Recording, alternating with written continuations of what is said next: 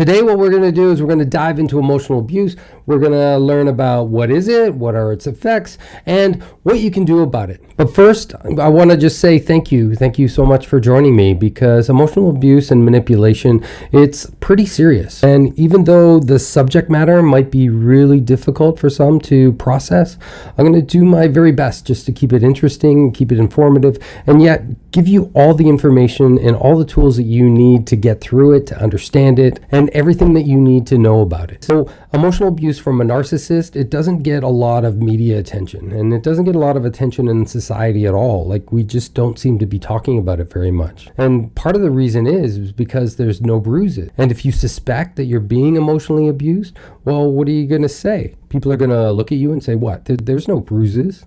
What, they used word? Yeah, well, words can cut deeper than a knife sometimes. It's like that sneaky little villain of relationships that just kind of fly under the radar while we focus on physical abuse.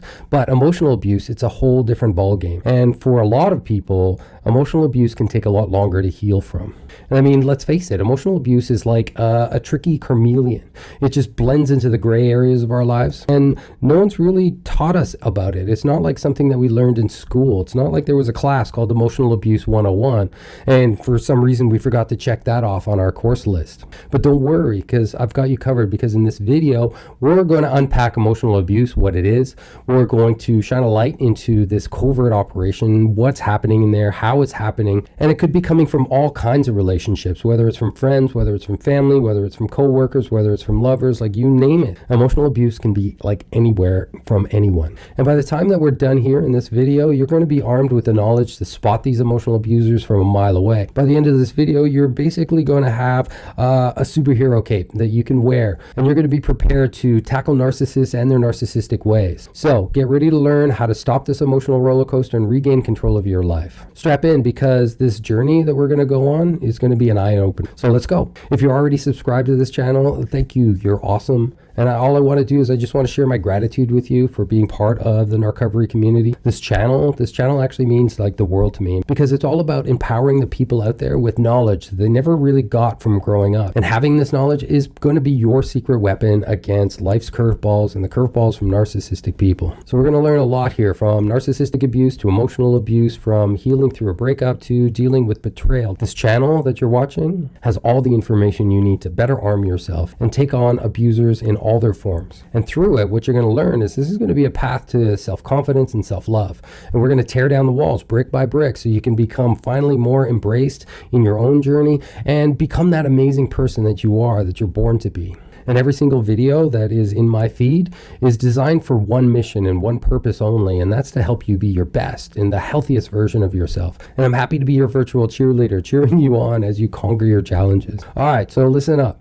When we talk about abuse from a narcissist, quite often our minds just suddenly switch over to physical abuse. And just so we're clear that if someone is throwing punches, you are dealing with a physical abuser. Now here's an interesting observation, that both physical abuse and emotional abuse, they both fall under the same kind of dark black umbrella. They both come from that deep desire to just gain control over another person.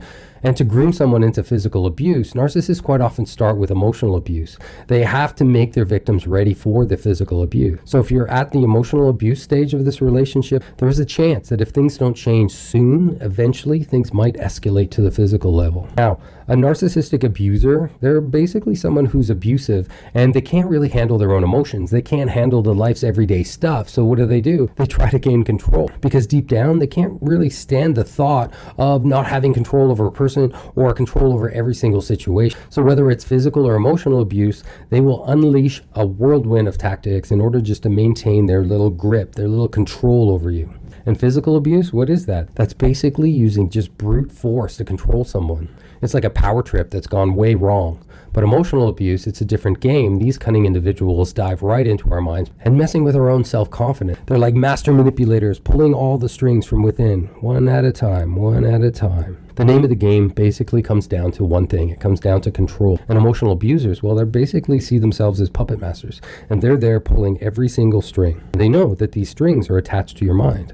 And if they can control your mind, they control your thoughts. If they control your thoughts, they control your behavior. And it's a really twisted form of brainwashing where they mold you into their little plaything, little cat and mouse game, where they want to keep you alive, but injured, just so you're constantly in fight or flight mode or in freeze response. But don't worry, we're going to shine a little bit of light into this darkness.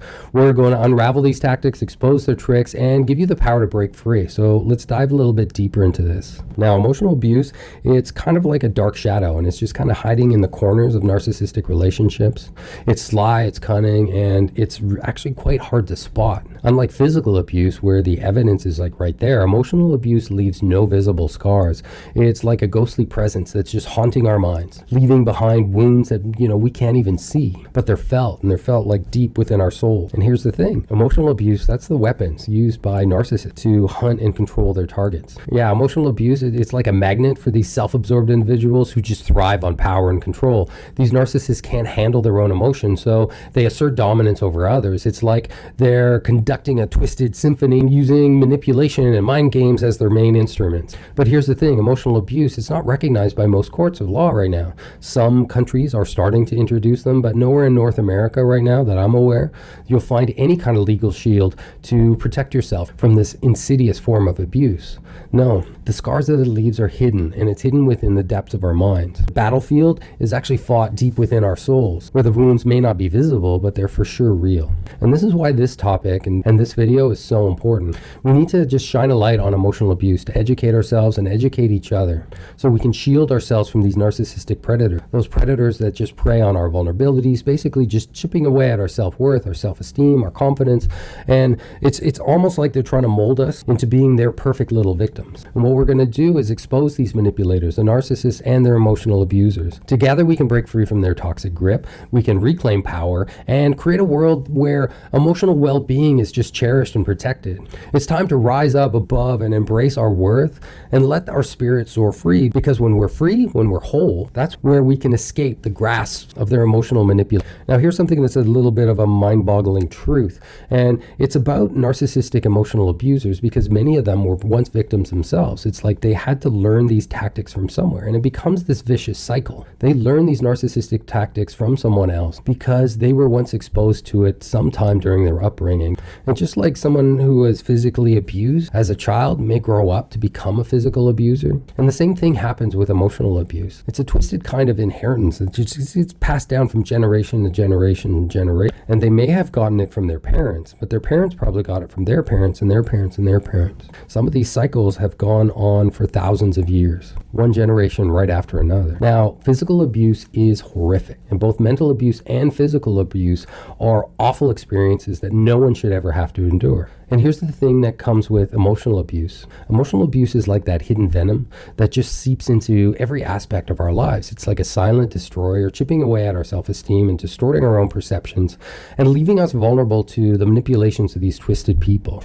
And that's why it's vital that we talk about it. It's vital that society starts to take this a bit more seriously, to see the actual emotional, financial, the people costs that are involved with emotional abuse, and just to open up the floodgates and have a conversation and just educate one another. Because I believe that we have to arm ourselves with knowledge and awareness, empowering ourselves to recognize the signs and protect ourselves from those wolves that walk around in sheep's clothing. Together, let's break the chains of this destructive cycle, and let's foster a society where emotional well-being is prioritized and where healing is possible. And it's my hope that one day that we can just create this world, this imaginary world right now, but a world that we can make real, where the echoes of emotional abuse are just completely drowned out by just love, by support, by resilience. And let's just continue the dialogue and build a future where no one has to endure the torment of emotional abuse. Now, here's just a puzzling phenomenon, and it's hard for me sometimes even to wrap my head around it, so stay with me, because even though this is something I'm struggling with, I think if I talk about it, it'll make a bit more sense. Someone who inflicts emotional abuse onto others was once a victim of emotional abuse themselves. It ends up being this twisted cycle of hurt and pain.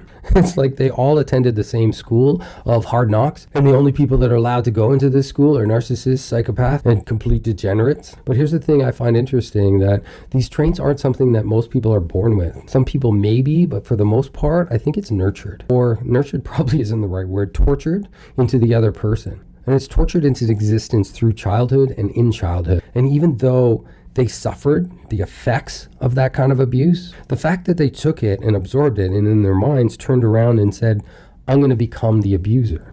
I'm going to use those tactics that were used to control me to now control someone else. That's where the part where I'm still struggling with. Because in order for that to happen, just empathy, compassion, and just dignity of humanity is just kind of really, volume gets really turned down on it. Now, if we actually dig deeper into like the percentages and to totally understand mental illness like narcissism and psychopaths, it's actually really minuscule. It's a really, really small number. And for the most part, it can be like finding a needle in a haystack. They do exist, but they're actually quite hard to find. So what happened to the individuals that weren't born these narcissists and psychopaths? What is it about their life, about their emotional abuse that they endured that turned them into these emotionally abusive monsters? And it's a riddle we may not actually figure out in this generation, but hopefully as a community of survivors, we can create boundaries, we can create a safer space, we can create a space of healing for others who have experienced it to feel free to talk about it and to understand. Because it's my belief that emotional abusers, they weren't created overnight.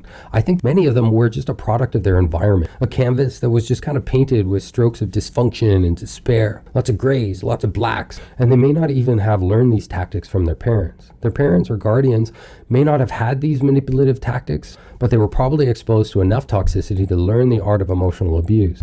And now they navigate through life just believing that their distorted version of reality is the norm, and it's the way that life is meant to be. But it's okay, because knowledge is power. And by unraveling the secrets of emotional abuse, we can liberate ourselves from their clutches. We can break the chains of their twisted upbringings and create a new masterpiece, a new world, a world of love, of empathy, of healthy relationships, places where real people, like real loving, compassionate souls can just flourish, where it's going to be the survival of the emotionally fittest and the emotionally more mature. So let's dive into the tactics of emotional abuse and equip ourselves with the understanding that's needed to identify, confront, and heal the torment, because it's really important to rewrite the narrative, empower a generation, the next generation, to break free from the shackles of emotional abuse. Now let's dig deeper into every aspect of emotional abuse, because to do so, we need to just unravel and create the masterful art of boundary testing. And you can imagine it as an emotional abuser as just being like this relentless hiker who's always pushing and prodding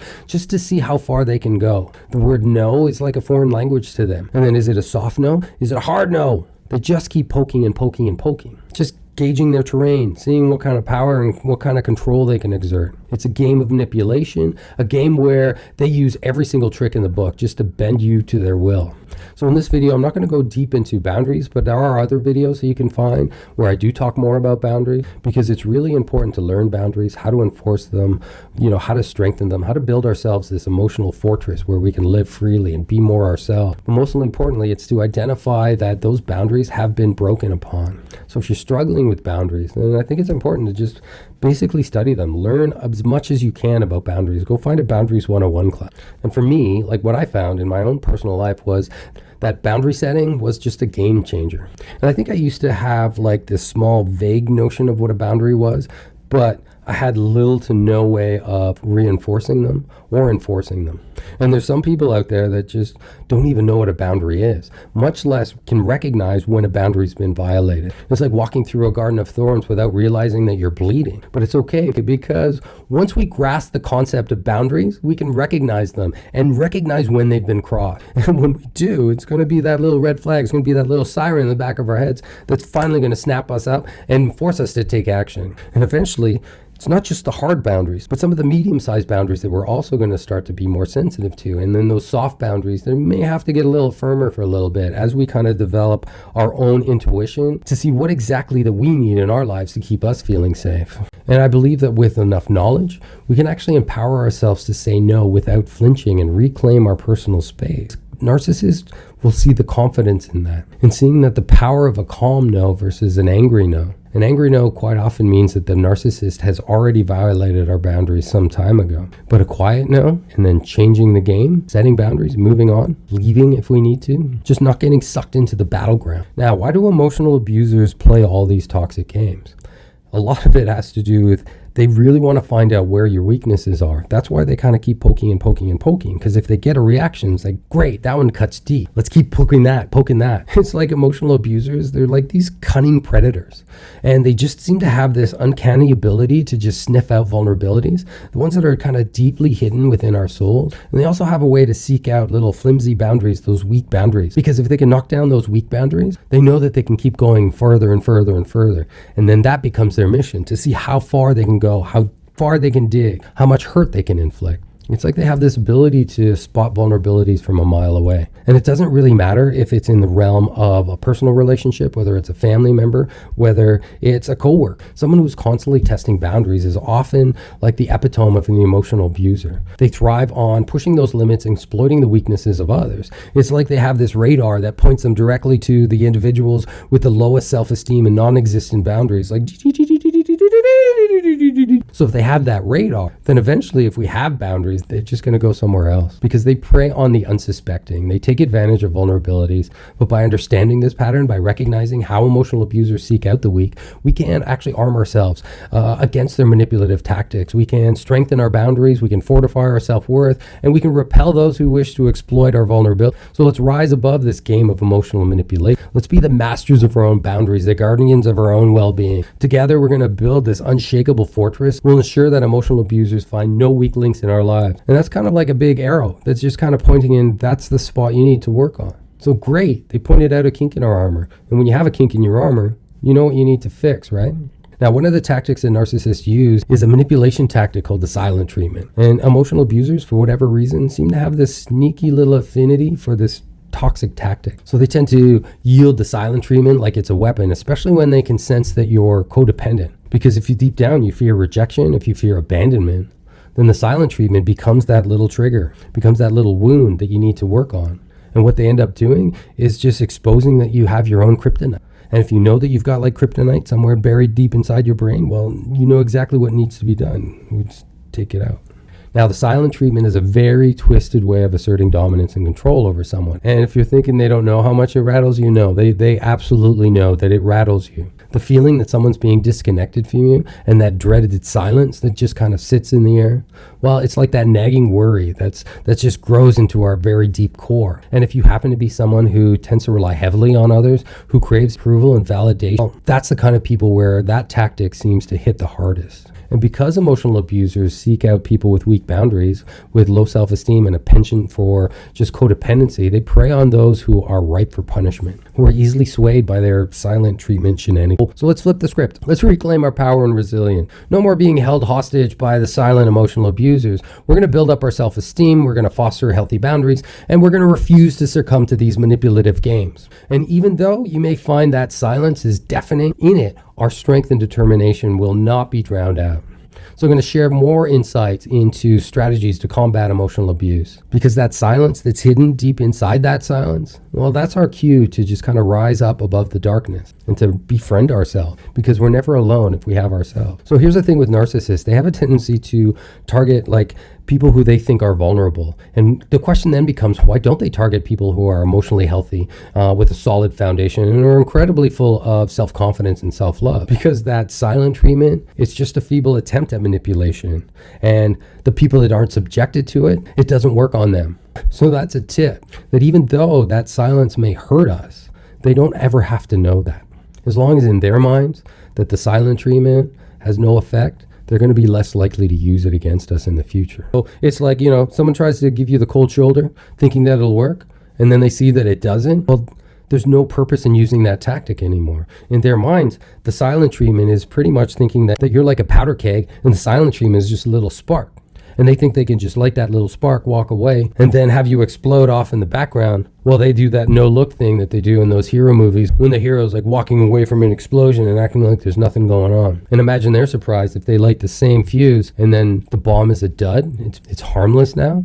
When you're in a healthy state of mind, you know your worth. And you understand that the silent treatment is nothing more than an unhealthy way to get someone to avoid communication. You are calmly acknowledging that their choice to retreat into silence allows you to carry on with your life. It's going to be a hard concept to grasp at first, and it might bug you, but it is a chance for you to just get on with your life, because you've got that emotional armor that's just kind of completely locked in.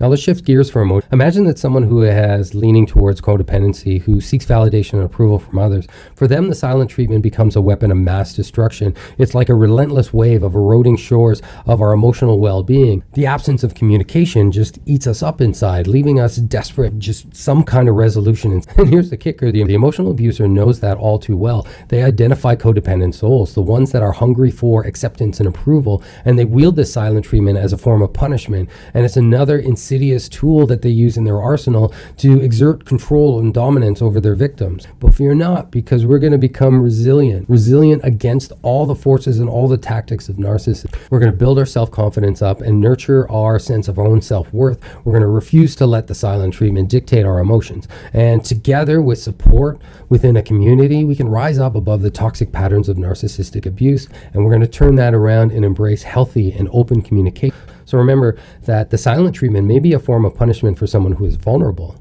but when you reclaim your power and refuse to be held hostage by silence, then all of a sudden that has no power over you whatsoever. So stay tuned. We're going to have more insights coming up for emotional abuse. Like, follow, share. I want to just keep these messages coming.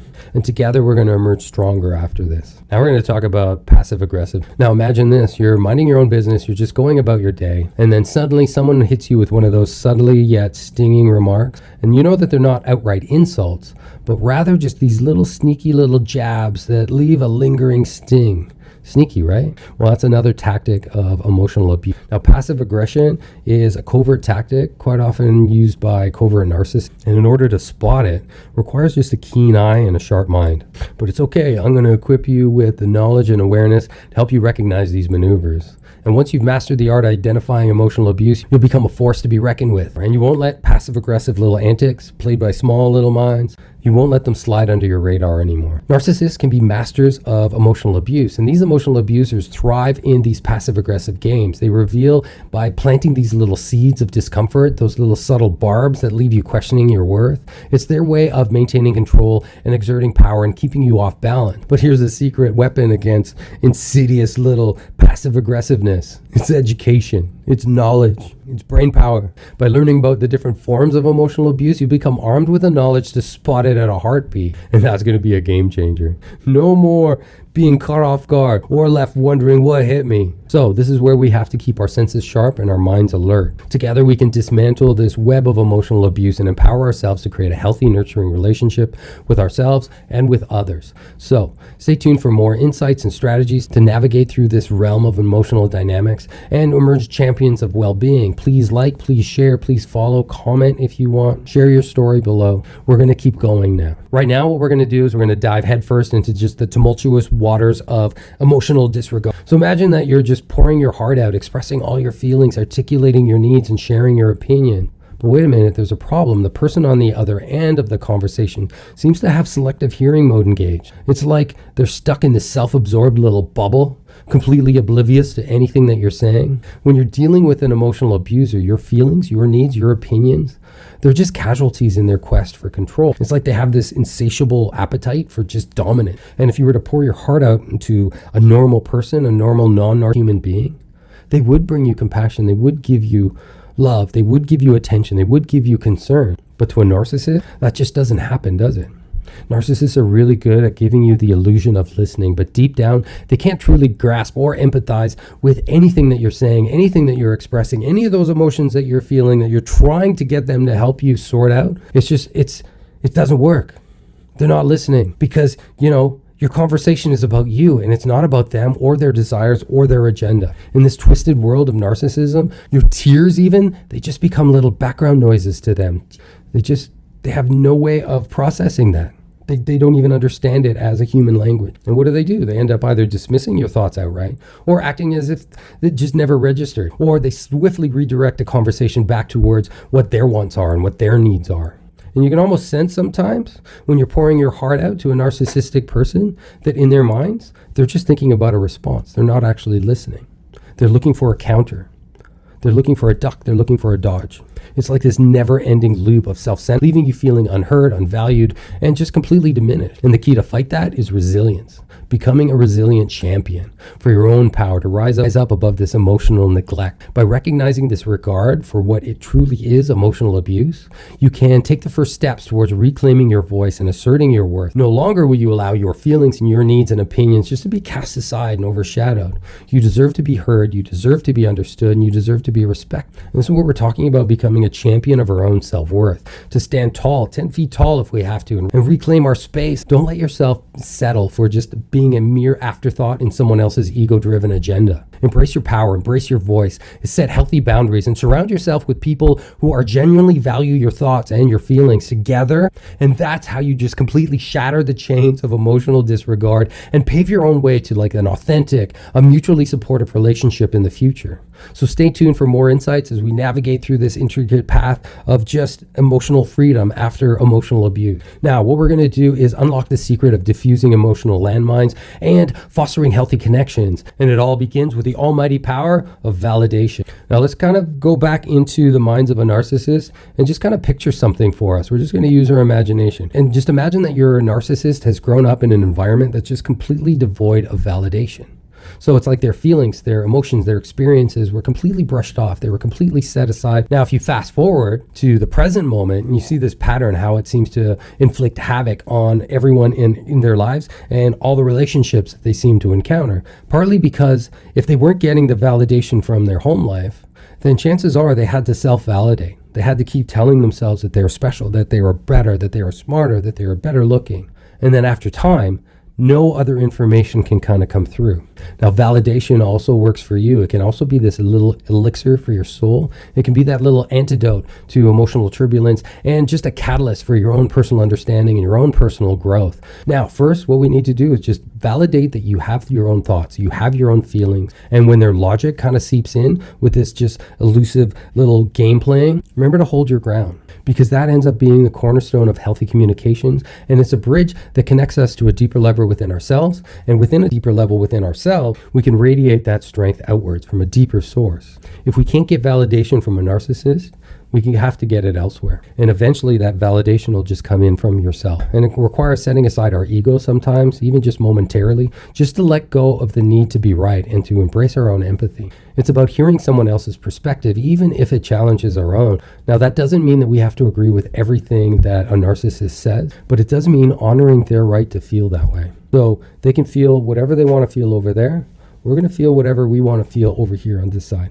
Narcissistic heart just thrives in an environment where they don't have to give any validation to anyone else. But by bestowing this precious gift upon ourselves, we can disrupt the cycle of emotional abuse and create a safe space and an open dialogue, and it becomes a shield against unnecessary conflicts, explosions, blow-ups, and bitter fights. And this is where we talk about becoming advocates of just emotional harmony. This is where we can champion the art of validation, validating their feelings, but at the same time, not unvalidating ours, validating ours as well. And let's remember, everyone has their feelings and they are real to them and they deserve to be acknowledged. By validating, we nurture trust, cultivate empathy, and just build bridges of understanding. So we have more insights coming, so thank you for staying this long. There's a lot more to go through. If you haven't already, just please remember to like, share, and follow. Now, we're going to embark on a journey towards just authentic healing connection. So imagine like two souls, each holding a sacred space for each other in a space where validation flows freely. In a healthy relationship, this becomes a dance of empathy where ego takes the back seat and the power of connection takes center stage.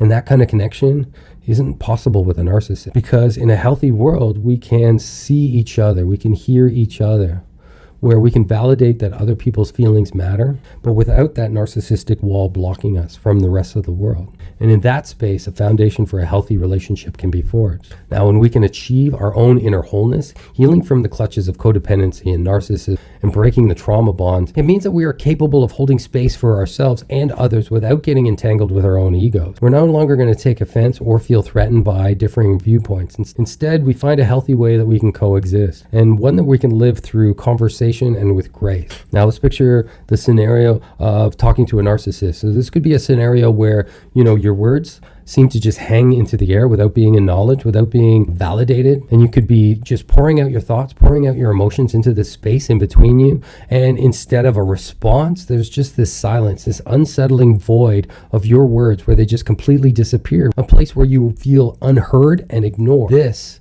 is a telltale sign of emotional abuse. Now let's see if we can dive into the complexities of that.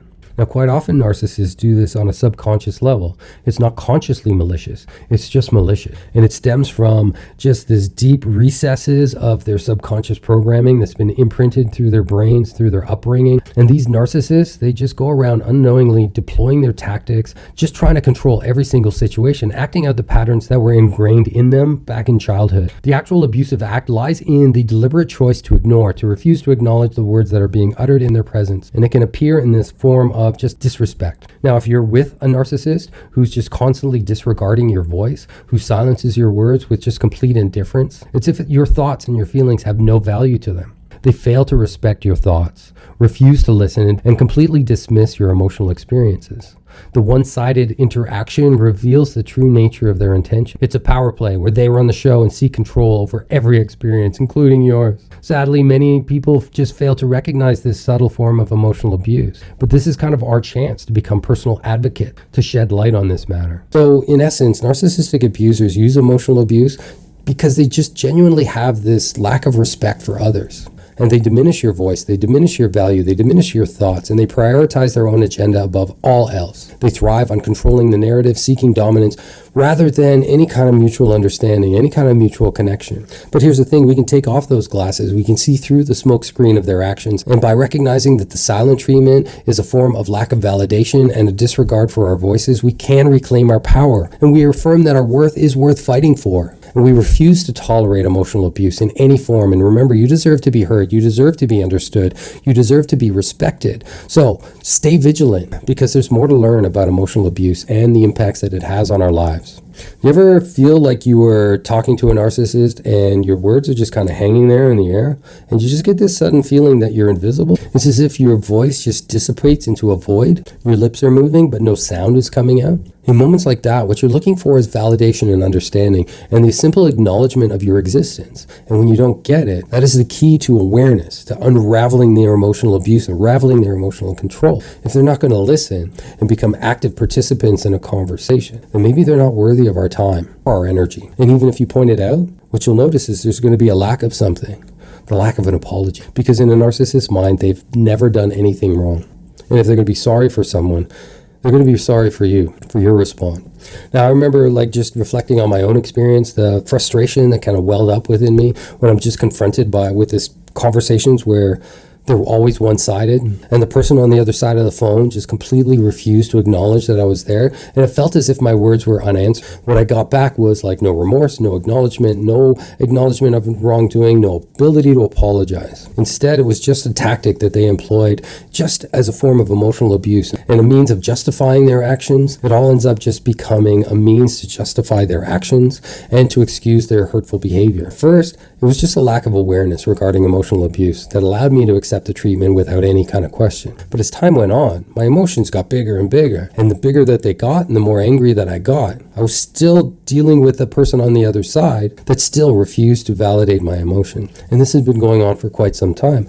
I've just been sweeping these incidences underneath the rug, and unwittingly, eventually the carpet got so big that relationship just couldn't continue any further. It just became one of those burdens that just added to this growing pile that was just growing underneath the rug, and then slowly depleted the space where a healthy, respectful relationship was possible. And for you, what that means is that when someone consistently fails to acknowledge your words, disregarding your presence and dismissing the need for an apology, it's an attempt to diminish the importance of your voice and sidestep any responsibility for their own hurtful conduct. By recognizing these patterns, we can regain our own strength, our own resolve, our own knowledge from these experiences, and refuse to let our voices be silent anymore. Emotional abuse thrives in our own ignorance, and I've been guilty of that many, many times in my life. But knowledge and awareness becomes our greatest weapons against it.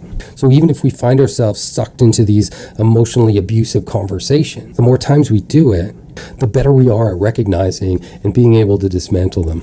And by doing this, we begin towards our healing journey and reclaim that space that we have for ourselves to grow and nurture ourselves and restore balance in our life. Now, the long-term effects of emotional abuse, of somebody that's constantly dismissing your achievements or it's constantly just chips away at your own self-esteem and confidence, you begin to doubt yourself and question your own worth. And it becomes this vicious cycle where you strive harder and harder for recognition. This erodes your sense of self and leaves you feeling devalued, unvalued, and unimportant. It's important to recognize this pattern and understand that it's not a reflection of your abilities or your worth. It's a tactic that's employed by the narcissistic emotional abuser to maintain power and control over you. By diminishing that your own accomplishments and your own opinions, they seek to maintain this position of superiority and dominant. So don't let their dismissive behavior define your self-worth. Surround yourself with supportive and nurturing people who appreciate and celebrate you and celebrate your achievement. Build up your own self-esteem from within and recognize that your own value is there. It's always been there. It always will be there. And remember that you are worthy of love, of respect, of validation. Breaking free from the narcissistic cycle of emotional abuse requires courage. It requires self-belief. So seek support. You have trusted friends. You have clergy. You have family members. There are professionals out there like me. All people that can help you navigate through this difficult journey, because you deserve to be in a relationship where your achievements are acknowledged and your ideas are respected. So embrace your worth and never settle for anything less than the love and validation that you deserve. Now, emotional abuse from a narcissist is actually very complex, and there's a lot of different layers, and there's a lot of different tactics that they use. And one of them is the use of manipulation and shaming tactics. When someone manipulates you, they seek to control your actions and morph the decisions within your own mind and change your own beliefs about yourself, about the world, about others. And they may even resort to shame and guilt tripping in order to coerce you into doing what they want. And this manipulation is also a form of emotional abuse, and that's what undermines your autonomy and your self-worth. The abusers may start by making you feel bad for saying no or asserting your boundaries. They exploit your empathy and use guilt as a tool to manipulate you into compliance. And by making you feel responsible for their happiness or framing your actions as selfish, they exert control over your choices. If you're making decisions and living your life, your validation and self-worth is determined by not being shamed by a narcissist, then those motivations aren't true to yourself, and you're not being yourself. Now, as emotional abuse by a narcissist escalates, they may even resort to nastier tactics, such as verbal abuse and threats, and they may belittle and demean you using derogatory language to undermine your self-esteem. Their words may be passive-aggressive or subtly hurtful, designed to chip away at your confidence and keep you off balance. It's important to recognize these manipulation tactics and stand firm in boundary setting. Remember that you have the right to prioritize your own well-being and make decisions that align with your own values. Don't allow yourself to be coerced into guilt-tripping actions. Don't make decisions and avoid things that you really want to do or really want to say or really want to act on fear of getting guilt-tripped or shamed by some kind of submission tactic. Because those actions at the end of the day, they compromise your integrity, and your integrity is worth more than their shame tactics. And with support, you can develop strategies to help confront the manipulation and assert your boundaries. Quite often, we can't see all the layers and all of the manipulation tactics just from our own eyes. And sometimes talking about it and expressing ourselves, other people can see, oh, I know what that happened. Oh, that happened to me too. Oh. And all of a sudden, we end up having more of that awareness. And at the end of the day, your feelings are the ones that need to be validated, and you deserve to be treated with respect and with dignity. So distance yourself from those who seek to manipulate and abuse you emotionally, and then reclaim your power and prioritize your own well-being. When you assert your boundaries, you express your thoughts and feelings that differ from those of others, and especially those of emotional abusers. And you may face threats, there may be a backlash. It's actually to be expected, because emotional abusers, what are they? They're just bullies in their own right. And all they want to do is exert power and control over you just by nitpicking, and constantly picking at your vulnerabilities until you feel broken. And then finally just submit. Just make it all stop. Tell me what you want to do. That's exactly what they're trying to do. And the weird thing is how relentless they are with that nitpicking and the poking and the prodding and the poking and the prodding. And it's that moment just before we explode, that's the moment of our greatest strength and our greatest courage. Because dismantling that spot just before is a lot easier than after it explodes all out of us. It's really hard to put all the pieces of a hand grenade back in after the pin is pulled. It's much easier to realize the pin is pulled and then put it back in before it explodes. So it's important to recognize that narcissistic behavior is quite often driven by selfishness, by self-absorption. And it's because narcissists lack empathy, they disregard the impact of their actions on your well-being and anyone else's well-being. And these narcissistic tactics that they employ, they're learned behavior. They've actually practiced them. It's just like they're athletes at manipulation. Gold medal winners. Like, if that was a thing to be celebrated, then they would actually be the powerful people that they actually envision themselves. But unfortunately, the world doesn't see it that way. The world actually sees them for who they are, just broken, manipulative people who are just desperate for attention and couldn't care less whether it was good attention or bad attention. Now, in order to defend ourselves from the bullying tactics of a narcissist or an emotional abuser included, requires being assertive. It requires extremely hard boundaries that you would normally not use for someone that with regular demeanor. But these aren't regular people. So it's essential that you understand that you have the right to protect yourself from their harmful behavior. And if it's something that you struggle to do with alone, then seek out support from people that you trust, from professionals, from wherever you can get it. Because with support, quite often, it's just like you're not facing these problems and challenges alone anymore. It's almost like you have a community behind you that's supporting you. Now, let's get into emotional abusers and narcissists and how relentless they are at their pursuit to control and manipulate. And this is a part where we really need to just hold our own strength and be steadfast in upholding our boundaries and prioritizing our well-beings. By surrounding ourselves with a supportive network, it empowers us, enables us to break free from that cycle of abuse. And you deserve to be treated with respect and dignity, and you have the power to reclaim your autonomy. The behaviors displayed by emotional abusers are often deeply ingrained in their upbringing, and they may not even acknowledge or even be aware that they grew up in an abusive family or an environment, but the patterns of abuse are present. In healing from narcissistic abuse and emotional manipulation, it's essential for us to just be aware of our own behavior and its impact on the people around us. By educating ourselves about emotional abuse and understanding the tactics, that's how we can break the cycle of abuse and foster healthier relationships. This awareness plays into the crucial role of creating an emotionally healthier society and to grow respect within our communities and foster a sense of empathy. When healing from the emotional abusive tactics of a narcissist, it's important to recognize that the change starts within ourselves. By examining our own behaviors and committing to personal growth, we serve as a positive role model for all others around us. We all have a circle of influence, and this circle of influence can become another circle of influence and another circle of influence, and together we can create a future where emotional abuse is recognized and rejected, and people with healthy relationship dynamics can thrive. Recognizing the importance of boundaries and teaching others what we will and will not tolerate is a vital aspect of our own well-being. Throughout our lives, we encounter all sorts of different kinds of people in all sorts of different kinds of environments and forms. And whether it's forming a new relationship or interacting with colleagues at work or making new friends, or it could be relationships with parents or with children, with cousins, it is crucial to establish healthy boundaries in every communication and with every relationship. In order to effectively communicate our boundaries and to assert our needs, we must cultivate self-confidence and self-love, and these qualities cannot be purchased or acquired externally. They actually stem from within ourselves. And when we develop a strong sense of self-worth and love for ourselves, it positively impacts every aspect of our lives. And by establishing clear boundaries, we convey to others what is acceptable and what is not in our relationship. And this empowers us to create healthy dynamics and protect ourselves from emotional abuse or mistreatment. It also cultivates a sense of self-respect as we honor our own values and our own needs. And we're no longer servants to narcissistic whims and those of emotionally unaware little toddler children that are walking around trying to manipulate everyone. No. Having self-confidence and self-love allows us to navigate relationships with authenticity and assertiveness. We are more likely to attract and maintain connections with individuals who respect and appreciate us for who we are. And it also enables us to recognize red flags and stand up against any form of emotional abuse or manipulation. And remember, when you're investing in your own well-being, it's not only about being a beneficiary to ourselves, but also it influences the quality interactions of the relationships. And it also prioritizes self-confidence, self-love, and setting healthy boundaries. And we can foster an environment of just mutual respect and create opportunity to just contribute and become positive role models in our own life. All right, we're going to go deeper into emotional abuse and emotional abuse tactics. And we're going to talk about gaslighting. And gaslighting, this is a sneaky little trick that are played by emotional abusers, and they just love to pull this little game card. And it's just this twisted little dance where they manipulate us with guilt trips and use shame and all these things. They're all designed just to mess with our heads, and they try to make you doubt your own reality. And they're kind of like magicians that are just constantly pulling out rabbits out of a hat, and the reality and the world and the illusions and the delusions just keep changing time and time again, and it's almost never ending. Like that scarf that the magicians can pull out of their arm just seems to go on for forever and ever and ever and ever.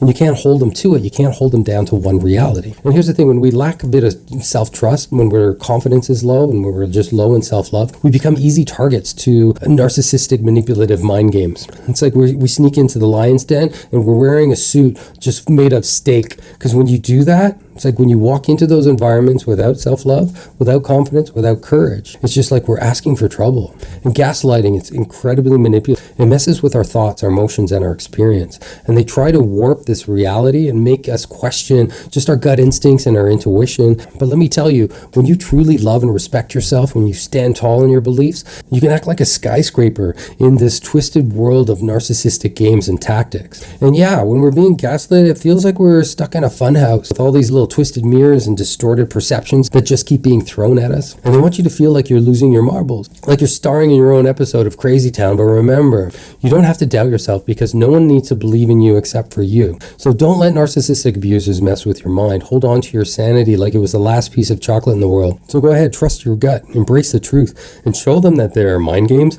they're just not going to work on you. You're stronger than their twisted tactics. Just rise up and reclaim your power. It's important to recognize that the moment you start questioning yourself, you're already thinking about it. Now, when you find yourself like doubting and questioning and second guessing yourself, that's already a sign that something is already up. But guess what? You got the power now to trust in yourself and validate your own experience. But keep in mind that you're the driver of your own life. And your intuition, yeah, that's your GPS. And that's going to guide you to the destination that you want. So when you're with those narcissistic gaslighters, try to throw them off the track. Remember that you are a self-believer, and your own self-trust, well, that's going to act like an impenetrable force field. And nobody's going to mess with you. No narcissistic little bully with their emotional abuse tactics is going to get through to you. And of course, the antidote to narcissistic emotional manipulation is self-love, self-worth, and self-trust. Those three things, those are like hitting the gym for your mind and for your soul. And when you treat yourself with love and respect that you deserve and honor your thoughts and your feelings and your intuitions, you become a fortress against manipulation, and gaslighting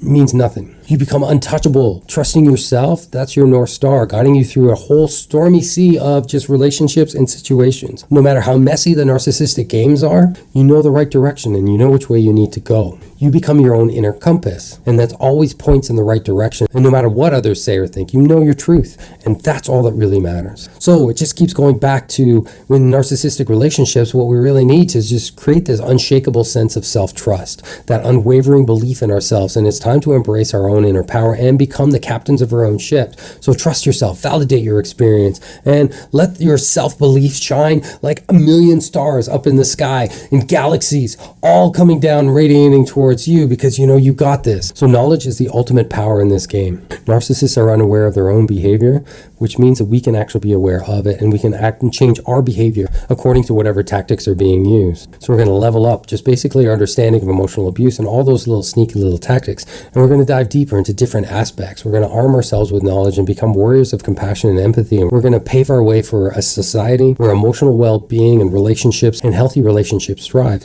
And it's time to just break the cycle. It's important to recognize that emotional abuse can manifest in different forms, and it may not always be overt or easily identifiable, but it can leave lasting impacts on our own mental health, our own self-confidence, and relationships with others. And understanding the signs of emotional abuse and raising awareness is critical in breaking the cycle and fostering healthier relationships. By educating ourselves and others about emotional abuse, we can empower individuals to set boundaries, to prioritize self-love and self-care, and seek healing. Healing from emotional abuse often requires self-reflection, self-confidence, and the support of a community. If you have experienced narcissistic abuse or emotional abuse and are seeking the support on your healing journey, I encourage you to visit narcovery.com. There you can find resources and guidance and a community of people who have gone through very similar circumstances, and take the first step towards your healing and reclaiming your own well-being. Remember that you are not alone, and there is support available to you, and together we can create a world where emotional abuse is not only recognized, but it's prevented, and survivors actually get the healing that they need and go around to heal others.